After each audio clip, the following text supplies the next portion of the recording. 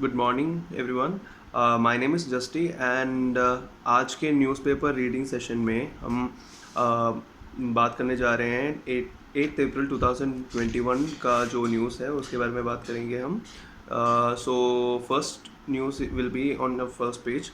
Main headline जो था 8 अप्रैल का वो था Punjab bans political events extend night curfew till April 30। तो पंजाब में केसेस बहुत बढ़ चुके हैं। आउट ऑफ ऑल केसेस 85% जो है वो यूके वेरिएंट है। तो इंस्टीट्यूट सारे बंद कर चुके हैं, सारे इंस्टीट्यूट बंद कर दिए हैं। तो अभी क्या है कि कैप्टन अमरिंदर सिंह ने ये चीज़ को घटाने के लिए, केसेस को घटाने के लिए वेनसडे को ऑर्डर किया हुआ है कि नाइट कर्फ्यू जारी रहेगा 9 बजे से लेकर 5 बजे तक, अप्रैल 30 तक। तो ये सारे डिस्ट्रिक्ट में लागू हो जाएगा एंड वायलेटर्स जो होंगे उनको disaster management act and epidemic disease act के अंदर बुक किया जाएगा वायलेटर्स को। तो कुछ रूल्स बनाए हुए हैं गवर्नमेंट ने कि मैक्सिमम गैदरिंग जो इंडोर होगा वो 50 लोग होंगे और आउटडोर जो होगा वो 100 लोग होंगे। और शॉप्स जैसे ही खुलेगा, एक गिवन टाइम में खुलेगा शॉप्स, एंड उस टाइम में जब खुलेगा तो 10 लोग एट ए टाइम आ सकते हैं। एंड वैक्सीनेशन जो है अभी तक 90,000 पर डे चल रहा था, बट अब स्टेट ने सेंटर को बोला है कि वो 2 लाख पर डे करने के लिए, एंड एज क्राइटेरिया जो है उसको भी घटाने के लिए बोल रहे हैं कि उसको भी जल्दी किया जाए सो दैट केसेस हाथ में रहे, हाथ से ना जाए। तो अप्रैल 11 से लेके वर्क प्लेसेस में भी जैब्स शुरू हो जाएंगे। यानी जैब्स मतलब कि हर चीज़ को मतलब वैक्सीनेशन को जो है वो जॉब प्लेसेस में भी मैंडेटरी कर देना, उनको लगवाना। तो ये था पहला न्यूज़। सेकंड न्यूज़ आएगा water war, Haryana blames Delhi for ammonia spike. तो हरियाणा दिल्ली का अभी ये चल रहा है कि हरियाणा गवर्नमेंट ने सुप्रीम कोर्ट को ये कहा है कि दिल्ली गवर्नमेंट ने वाटर मैनेजमेंट का जो फेलियर है उसको छुपाने के वजह से उसमें क्या बोलते हैं, अमोनिया का जो अमाउंट है वो बढ़ चुका है उसके अंदर। तो उसका वाटर ट्रीटमेंट का फेलियर के वजह से इनने वो चीज़ छुपा दिया है गवर्नमेंट से, एंड वो अब हरियाणा पे ब्लेम कर रहे हैं। तो क्या बोलते हैं, इन रिस्पॉन्स टू दिल्ली जल play increase ammonia in drinking water supplied to its resident as Wazirabad water treatment not upgrades. तो वहाँ के जो ट्रीटमेंट्स, वो प्लान ट्रीटमेंट्स जो है, वाटर ट्रीटमेंट प्लान जो है वो अपग्रेड नहीं किया। इसके वजह से अमोनिया का जो है वो जो स्पाइक जो है उसको मेजर नहीं कर पाए ये लोग। तो वो है उसमें फिर सेंट्रल पोल्यूशन कंट्रोल बोर्ड जो है उनने एग्जामिन किया यमुना को जनवरी 13, 2021 में। तो उसमें दिखा कि अमोनिया का लेवल कितना बढ़ चुका है शार्पली, एंड ये जो बढ़ा है वो पल्ला टू वजीराबाद जो डिस्ट्रिक्ट है वहाँ पे इतने एरिया में वो बढ़ा हुआ है। सो दिल्ली जल बोर्ड को ये फिक्स करना चाहिए। And as per environmental protection rules 1986 permissible amount जो होता है वो इनलैंड वाटर में 50 मिलीग्राम पर लीटर है, and as per WHO drinking water में 1.5 मिलीग्राम पर लीटर है। सो ये था सेकेंड न्यूज़। अब थर्ड न्यूज़ में आता है कि फार्मर्स अपोज कांडास visit to Sirsa, police use water cannons. So ये होता है हिसार में, एंड व्हेन जो सिरसा का जो MP है सुनीता दुग्गल एंड MLA गोपाल कांडा, जब ये लोग अराइव किए MC इलेक्शन के टाइम, चेयरमैन पोस्ट के टाइम पे, तो फार्मर्स ने बैरिकेड जो दिल्ली पुलिस ने जो हरियाणा गवर्नमेंट ने जो हरियाणा पुलिस ने जो बैरिकेड्स लगाए थे उनको पार करने का ट्राई किया इनने। तो पार क्योंकि प्रोटेस्टर्स थे, एंड बेसिकली ये हुआ क्योंकि कांडा जो है वो हरियाणा लोकहित पार्टी से है, ठीक है, जो कि एक इंडिपेंडेंट कैंडिडेट है। एंड हुआ क्या है कि कांग्रेस ने एक नो कॉन्फिडेंस मोशन बिल दिया था, बिल सबमिट किया था मनोहर लाल के अगेंस्ट।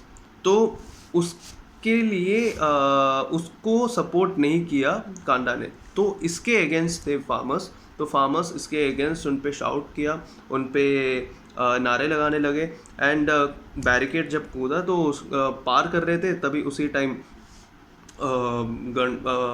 पुलिस ने वाटर कैनन्स यूज़ करना पड़ा उनको. सो ये था क्या बोलते फार्मर्स, ये जो न्यूज़ का था. अब फोर्थ न्यूज़ हमारा ये आता है कि पाक intruder shot near IB 23 kg heroin seized. Amritsar rural police with BSF on Wednesday gunned down a Pak smuggler near India-Pak border. So BSF के साथ अमृतसर रूरल पुलिस ने मिलके एक पाकिस्तान इंट्रूडर जो था उनके पास बहुत सारे वो हेरोइन एंड बहुत सारे 2 AK-47 ये सब थे, उनको पकड़ा उनको, बट उनके सामान जो है जब्त कर लिया है. However no arrest could be made, तो अरेस्ट हुआ नहीं है फिर भी. एंड इसमें कुछ चीज़ें फाइंड इनको मिला है इनसे, तो वो है 22 packets of heroine weighing approx 22.6 kg, 2 AK-47, 1 Sega MK rifle with 2 mag along with a mobile phone with 2 Pakistan SIM. तो ये था एक न्यूज़. एंड फिफ्थ न्यूज़ हमारा ये आता है कि justice MS Gill takes oaths as chief vigilance commissioner. So हुआ मतलब अप्रैल 7 को Punjab governor VP Singh administered justice Mehtab Singh Gill's oaths as State Chief Vigilance Commissioner. Decision was taken by Punjab CM and Senior Minister and decided MS Gill जो है decision जो लिया है वो Punjab CM और स्पीकर और एक सीनियर मिनिस्टर ने मिलके बनाया है.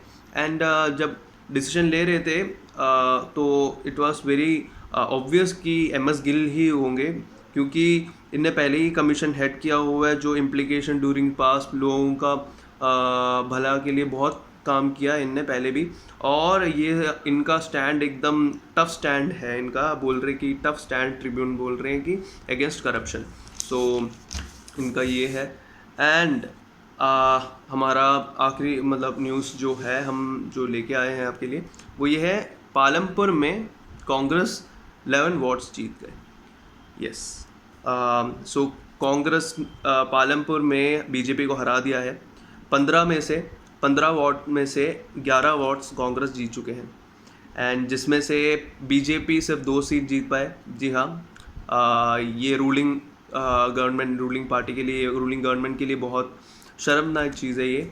एंड बहुत ही ज़्यादा एम्बैरेसमेंट है इस चीज़ के लिए. इंडिपेंडेंट कैंडिडेट्स ने इसमें से 2 जीते हैं, सो बाकी पूरा कांग्रेस ने लिया. तो बहुत सारे लीडर्स जैसे कि विक्रम सिंह हो गया, त्रिलोक कपूर हो गया, और मुकेश अग्निहोत्री हो गया, आशा कुमारी, रामलाल ठाकुर, अजय महाजन, इन सब ने मिलके बहुत मेहनत किया था कैंपेन को अच्छा करने के लिए ताकि बीजेपी जीत पाए. लेकिन रेपुटेशन ऑफ बुटेल फैमिली का रेपुटेशन और अपना पहले farmer speaker BBC Butail and his son and local MLA Ashish Butail, इन सब ने मिलके जो कैंपेन किया है कांग्रेस के लिए ये आया है सामने. सो ये था न्यूज़. एंड अब हम आते हैं एडिटोरियल पे. तो एडिटोरियल में आज के एडिटोरियल में ये है 8 अप्रैल के एडिटोरियल में ये दिखाया गया है कि DBT ensures ट्रांसपेरेंसी. पहला एडिटोरियल है DBT ensures ट्रांसपेरेंसी. सो 3 पैरा में डिवाइड किया हुआ है मैंने इसको. DBT एक्चुअली होता क्या है? DBT जो है वो डायरेक्ट बेनिफिशियरी ट्रांसफ़र है, डायरेक्ट बेनिफिट ट्रांसफ़र. सो ये जो है इसमें कहा है कि centre state debate on DBT, centre और स्टेट के बीच में डिबेट चल रहा है DBT के ऊपर. तो होता क्या है DBT? तो ये बनाया गया था Jan 1, 2013 मनमोहन सिंह के सरकार के टाइम ये बनाया गया था. ये DBT बनाया गया था. ये इसलिए बनाया गया था ताकि सब्सिडीज़ जो है वो लोगों के अकाउंट में डायरेक्टली जाए. ठीक है, इसमें कोई फ्रॉड ना हो, प्योर ट्रांसपेरेंसी हो, सब हो, तो इसलिए बनाया गया था. तो डीबीटी ये है। एंड अब हम बात करते हैं एडिटोरियल के बारे में। तो एडिटोरियल में बेसिकली ये कह रहे हैं कि डीबीटी जो है, डायरेक्ट बेनिफिट ट्रांसफ़र, ये ट्रांसपेरेंसी को इंश्योर करता है। ओके, तो हम आइए देखते हैं हम इसमें कैसे है पैरा टू पैरा क्या। तो पहला पैरा में ये कह रहे हैं कि सेंटर और स्टेट को डीबीटी के बारे में, डीबीटी करना चाहिए नहीं करना चाहिए, इनके बीच में एक डिस्कशन चल रहे हैं अभी भी।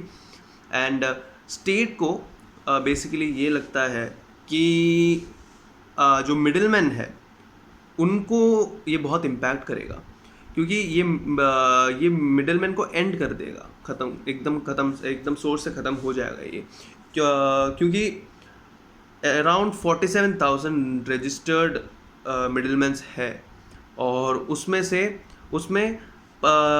ये जो मिडिलमैन है अराउंड 1500 करोड़ एनुअली ये लोग कमाते हैं। अब मिडिलमैन जो है बहुत हेल्प करते हैं फार्मर्स को उनको जब फसल सब कुछ ख़रीदना होता है, उनको जो भी चीज़ें चाहिए होता है, वो नेसेसरी चीज़ें ख़रीदने जो होते हैं वो सब कुछ प्रोवाइड करते हैं मिडिलमैन। एंड मिडिलमैन बहुत चीज़ों में काम करते हैं उनके लिए। तो अब जो फार्मर्स होते हैं, जो पुअर फार्मर्स होते हैं, वो बेचारे हर जगह डायरेक्ट जाके हर चीज़ नहीं कर पाते, तो जो काम करना चाहिए उनको वो मिडिलमैन करते हैं। तो गवर्नमेंट को ये लगता है, स्टेट गवर्नमेंट को ये लगता है कि ये उनको डर है कि ये जो मिडिलमैन है ये सिस्टम ख़त्म हो जाएगा। एंड तो ये एक चीज़ है जो पहला पैरा में बात करते हैं। एंड सेकंड पैरा में ये बात करते हैं कि ये, जैसे कि मैंने आपको पहले कहा, कांग्रेस के टाइम पे कांग्रेस लेड यूपीए गवर्नमेंट ने इसको पास किया था। तो उस टाइम सब्सिडीज़ को डायरेक्टली अकाउंट में ट्रांसफ़र करने के लिए बनाया गया था। बट एनडीए के सरकार ने आके इसको ज़्यादा एक्सपेंड कर दिया फॉर एमएसपी टू फार्मर्स। अब मिनिमम सपोर्ट प्राइस के लिए इनने ये चीज़ कर दिया है। एंड इसमें अल्टीमेट ऑब्जेक्टिव इनका ये है transparency and accountability in procurement process. तो ये है एनडीए का इसमें एम। तो थर्ड पैरा में ये बात करते हैं इसमें कि पंजाब और हरियाणा में ये सिस्टम जो है चलेगा, ठीक है, ये सिस्टम सपोर्ट करेगा फार्मर्स एंड मिडिलमैन, लेकिन ये यूपी और बिहार में नहीं चलेगा, ठीक है। यूपी और बिहार में ये काम, अब जैसे कि मेरा कहने का मतलब ये है कि अभी तक हमने जैसे बात की मिडिलमैन है ना बहुत हेल्प कर रहा है, एडिटर इसमें यही बात कर रहे हैं कि हाँ, एडिटर माना कि मिडिलमैन ने बहुत हेल्प किया है, मिडिलमैन लोग बहुत हेल्प करते हैं ये, लेकिन ये सब ना पंजाब और हरियाणा में चलता है। लेकिन यूपी, उत्तर प्रदेश एंड बिहार में ऐसा नहीं चलता। वहाँ पे लोगों को एक्सप्लॉइट कर रहे हैं, वहाँ पे लोगों का फसल जो है दूसरे देशों में जाके वो बिक रहा है। तो वहाँ के फार्मर्स के लिए ये बिल्कुल भी फ़ायदेमंद नहीं है कि मिडिलमैन वाला सिस्टम अगर रखे, आर्याटस के जो सिस्टम रखेंगे तो इसीलिए ये जो डीबीटी वाला पॉलिसी है, this will keep those poor farmers in hand का कहने का मतलब है वो लोग सेफ रहेंगे, डायरेक्ट पैसे जो है गवर्नमेंट से उनको अपने अकाउंट में ट्रांसफ़र हुआ जाएगा। तो ये बात कर रहे हैं इसमें, थर्ड पैरा में ये बात कर रहे हैं। तो डीबीटी जो है ये ऐसे जो लूप होल्स हैं, तो मतलब इन जो प्रॉफिट्स, ये लोग जो प्रॉफिट कमाते हैं जो यूपी बिहार में, ये 700 करोड़ रुपीस पर फॉर एवरी 10 लाख टन्स में कमाते हैं। जो भी क्रॉप सोल्ड होते हैं उसके 10 लाख टन पे हिसाब से 700 करोड़ वो लोग कमाते हैं। तो ऐसे जो फेक बेनिफिशरीज हो गए, ऐसे लूप होल्स हो गए, इन लूप होल्स से बचने के लिए ये डीबीटी बहुत अच्छा रोल प्ले कर सकता है। फाइनली एडिटर ये भी कहता है कि पॉलिटिकल जो एजेंडास है, पॉलिटिकल फाइट्स जो है, इन चीज़ों के वजह से ऐसे कुछ जो चीज़ें फार्मर्स के लिए अच्छा हो सकता है उससे डाइवर्ट मत करो। जो चीज़ फार्मर्स के लिए अच्छा हो सकता है वो कोई भी पार्टी दे रहा हो उसको, तो उसको एक्सेप्ट करो एंड उसको फॉलो करो, सो दैट कि एक ट्रांसपेरेंसी हो, हर चीज़ आगे जाए अच्छे तरीके से, कोई एक्सप्लॉइट ना हो, सबका इक्वली काम आए। और ये भी कह रहे हैं कि एडिटर मिडिलमैन अगर इतना ही काम करते हैं ओके, जितना कह रहे हैं स्टेट उतना काम करते हैं, तो वो लोग कम्प्लीटली नहीं जाएंगे, उनका रूट ऐसे मतलब कट शॉर्ट नहीं करेंगे। क्यों? क्योंकि इतने काम करने के बाद भी ये ठीक है, अब वो लोग जो फसल उगा रहे हैं तो उसमें जो भी सोल्ड हो रहा है वो चीज़ का तो फार्मर्स को मिलेगा, लेकिन अब इस चीज़ को प्रोसेस को कंप्लीट करने के लिए जो हेल्प मिडिलमैन करते हैं वो हेल्प तो आप भी कर सकते हैं, अब भी उसमें जो कमीशन लेते हैं वो अभी ले सकते हैं। तो ये सब चीज़ों को इस 8 अप्रैल के न्यूज़ में एडिटर ने बात किया है। एंड धन्यवाद। आशा करता हूँ कि आपको मेरा न्यूज़ सुन के अच्छा लगा, तो थैंक यू।